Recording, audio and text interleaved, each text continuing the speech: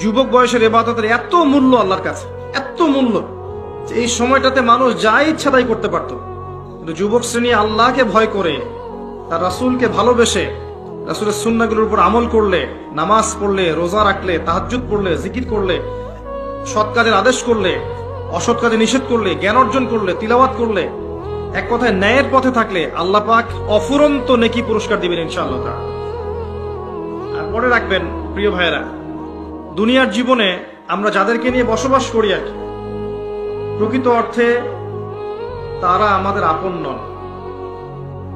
আমাদের প্রকৃত আপন সত্তা হচ্ছেন আল্লাহ রাব্বুল আলামিন। আল্লাহর চেয়ে আপন আপনার কেউ নেই পৃথিবীতে। সেই আল্লাহকে আপন করে নেন, আপনি বুদ্ধিমান।